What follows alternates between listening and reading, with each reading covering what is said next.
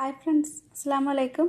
ഇന്ന് ഞാൻ വന്നിട്ടുള്ളത് നല്ല ടേസ്റ്റി ആയിട്ടുള്ള ബീഫ് വെച്ചിട്ട് ഒരു മാക്രോണിയുടെ റെസിപ്പി ആയിട്ടാണ്. വളരെ പെട്ടെന്ന് തന്നെ ഉണ്ടാക്കിയെടുക്കാനും പറ്റും.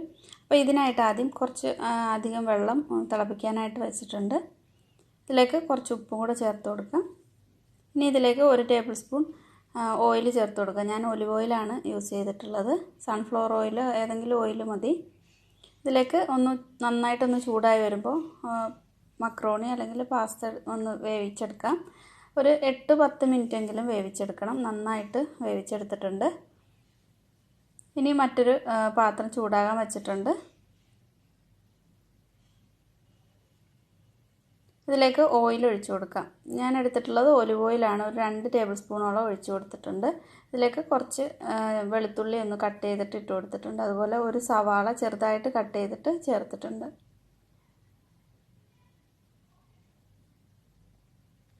നന്നായിട്ട് ഒന്ന് വഴറ്റി കൊടുക്കാം. ഇതിലേക്ക് പച്ചമുളക് ചേർക്കാൻ ഇഷ്ടമാണെങ്കിൽ പച്ചമുളക് കൂടി ചേർത്ത് കൊടുക്കണം. ഇനി ഇതിലേക്ക് ബീഫ് ചേർത്ത് കൊടുക്കാം. ഇത് ഞാനിങ്ങനെ വാങ്ങിയിട്ടുള്ള മിൻസ്ഡ് ബീഫായിട്ട് വാങ്ങിയിട്ടുള്ളതാണ്. അല്ലെങ്കിൽ ബോൺലെസ് ബീഫ് ഒന്ന് മിക്സിയിലൊന്ന് കറക്കി പൊടിക്കുന്ന ജാറിലൊന്ന് കറക്കിയിട്ടാൽ മതി. അതിലേക്ക് ആവശ്യത്തിന് ഉപ്പും കുറച്ച് കുരുമുളകിൻ്റെ പൊടിയും ചേർത്തിട്ടുണ്ട്.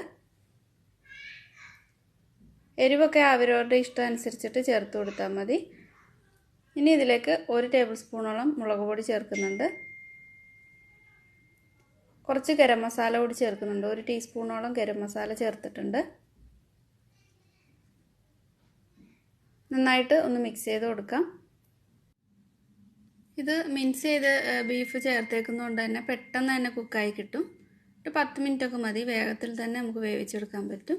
ഇതിലേക്കൊരു 1/2 ടീസ്പൂണോളം മഞ്ഞൾപ്പൊടിയും ചേർത്തിട്ടുണ്ട്. ഇനി ഇതിലേക്ക് ഒരു തക്കാളി ഒന്ന് മിക്സിയിൽ നന്നായിട്ട് പേസ്റ്റ് ആക്കിയിട്ട് ചേർത്ത് കൊടുത്തിട്ടുണ്ട്. ഒരു നല്ല വലിപ്പമുള്ള ഒരു തക്കാളിയാണ് എടുത്തിട്ടുള്ളത്. വെള്ളമൊന്നും ചേർക്കാതെ മിക്സിയിലൊന്ന് നന്നായിട്ട് അടിച്ച് ചേർത്താൽ മതി. ഇതിനി കവർ ചെയ്തിട്ട് ഒരു 10 മിനിറ്റ് വേവിച്ചെടുക്കാം.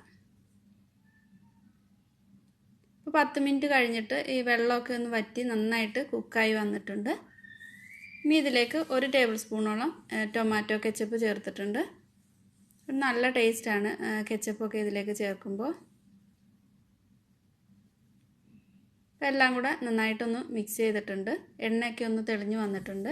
ഇനി ഇതിലേക്ക് വേവിച്ച് വെച്ചിട്ടുള്ള മക്രോണി ചേർത്ത് കൊടുക്കാം.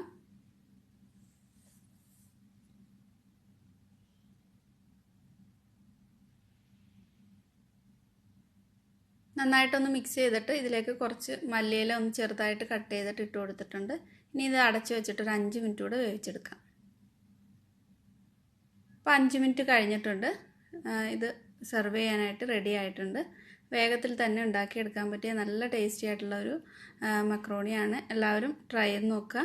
ഇഷ്ടമായിട്ടുണ്ടെങ്കിൽ ലൈക്ക് ചെയ്യാനും ഷെയർ ചെയ്യാനും സബ്സ്ക്രൈബ് ചെയ്യാത്തവർ സബ്സ്ക്രൈബ് ചെയ്യാനും മറക്കല്ലേ.